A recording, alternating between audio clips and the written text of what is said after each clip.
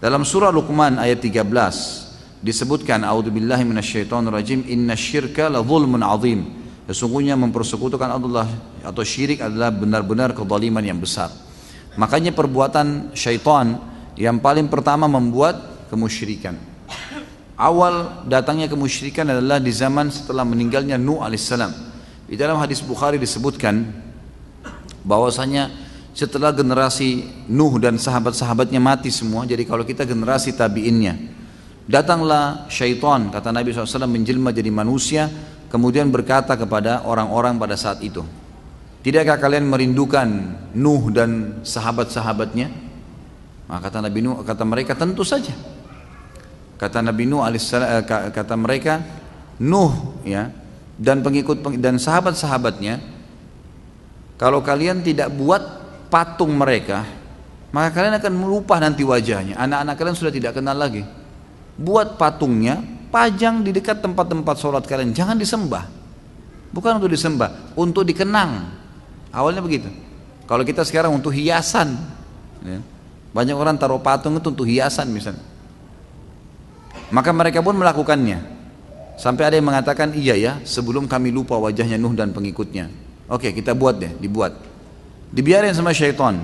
Satu generasi habis. Tidak ada yang sembah berhala itu. Datang generasi setelahnya, kata Nabi SAW, hadis ini hadis riwayat Bukhari, Nabi bongkarin buat kita. Kata Nabi SAW, setelah generasi ini habis, bayangkan syaitan sabarnya dalam merusakkan manusia. Habis generasi tersebut, datang generasi setelahnya ya, maka syaitan pun datang mengatakan, dulu orang-orang tua kalian menjadikan patung-patung ini perantara dengan Allah, bukan hanya sekedar dipajang, minta melalui mereka karena mereka orang soleh, Allah akan ijabah. Itu tahapannya. Mulailah banyak generasi ini yang begitu. Wahai Nuh, jadilah perantara buat kami dengan Allah. Wahai fulan, dipanggil-panggillah patung tersebut. Allah nggak ingin perantara ada di sini, apalagi benda mati. Beda kalau benda hidup, makhluk hidup. Tapi ini kalau enggak, kalau orang tua kita masih hidup, ada orang soleh hidup, kita bilang doakan, terjadi dalam hadis Bukhari. Para sahabat ada yang berdoa, datang kepada Nabi SAW minta didoakan. Abu Hurairah anhu pernah meminta agar ibunya didoakan oleh Nabi SAW, itu terjadi. Ada sahabat-sahabat yang minta didoain anaknya baru lahir, ada sahabat yang minta didoain agar penyakitnya sembuh. Sebagaimana wanita yang kena penyakit ayan minta disembuhkan, minta didoakan kepada Allah melalui Nabi SAW, itu boleh. Tapi Nabi masih hidup. Setelah Nabi SAW meninggal, tidak ada satupun riwayat menjelaskan para sahabat itu ada yang datang ke kuburan Nabi minta-minta, nggak pernah. Mereka tahu benar itu. Mereka mengubur Nabi SAW, ya sudah, mereka meminta kepada Allah seperti apa diajarkan oleh Nabi SAW. Itu yang mereka lakukan.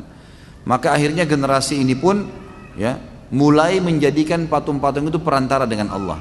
Setelah generasi ini habis, datang generasi setelahnya lagi, mulailah syaitan masuk kepada inti poinnya, patung-patung ini adalah Tuhan-Tuhan kalian, mereka yang telah menyelamatkan orang tua kalian, mereka yang telah memberikan kesuburan di tanaman-tanaman kalian. Akhirnya mereka pun menyembah berhala-berhala itu. Ini awal kemusyrikan, gitu kan? Mau tanya tadi Ustaz berkata kesyirikan terjadi pada zaman sesudah Nabi Nuh alaihissalam. Apa zaman sebelumnya belum ada cara beribadah, belum ada apa ini? Belum ada cara beribadah, belum ada. Lalu bagaimana cara beribadahnya? Sebetulnya di zaman Nabi Nuh alaihissalam ada kemusyrikan. Saya bukan mengatakan awal, kalau saya katakan awal mungkin keliru ya, tapi Nabi Nuh alaihissalam mendakwahi kaumnya juga itu penyembah berhala dulunya.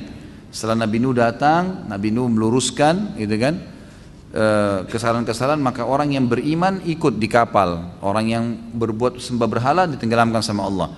Nah dari generasi yang baru selamat lagi ini ternyata kembali lagi setelah beberapa generasi sembah berhala lagi, seperti itu. Kalau masalah ibadah, mereka ikuti ibadah Nabi mereka masing-masing, tetap seperti biasa, bertauhid kepada Allah. Tinggal aplikasi ibadah kayak sholatnya, kayak puasanya, itu nanti yang memiliki hukum-hukum tertentu.